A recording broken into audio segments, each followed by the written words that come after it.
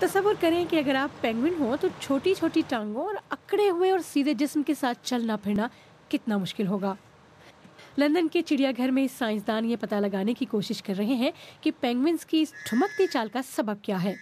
Penguins के साथ एक टेस्ट किया जा रहा है जिसमें पेंगुइन्स को उस ट्रैक पर लाने की कोशिश की जा रही है जिसमें सेंसर्स लगे हुए हैं, लेकिन ये कोशिश हमेशा प्लान के मुताबिक काम नहीं करती। काफी मेहनत के बाद उन्हें इस ट्रैक पर राग़िब किया जाता है।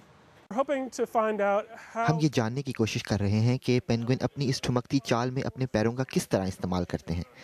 चलते वक्त जब उनका जिस्म दोनों जानिब घूमता है तो वो उसे संभालने के लिए कितना जोर लगाते हैं और इस दौरान उनकी टांगें ऐसा कैसे कर पाती हैं, और ये कि उनकी चाल का मुवाजना दूसरे परिंदों से कैसे किया जा सकता है।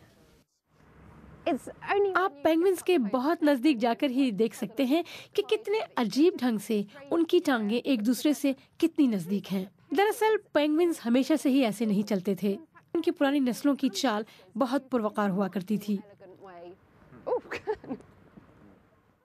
कदीम जमाने में पेंगुइन्स का कद इंसानों के बराबर हुआ करता था। उनकी वजह मुतवाज़ी थी और टांगें भी मुख्तलिफ हुआ करती थीं। इनमें ये तब्दीली यहाँ आई होगी। आज पेंगुइन्स बेहतरीन तैराक हैं और उनके जिस्म पानी में रहने के लिए ज्यादा मुनासिब हो गए हैं, जबकि जमीन पर वो बहुत सुस्त होते जा रहे हैं। साइंसदानों को उम्मीद है कि उनके तजर्बे से ये बात सामने आ सकती है कि कुदरत की ये सबसे अजीबोगरीब चाल कब और कैसे शुरू हुई, और खुद पेंगुइन भी इस बात से परेशान नजर आ रहे हैं कि अचानक उन्हें इतनी तवज्जो क्यों दी जा रही है।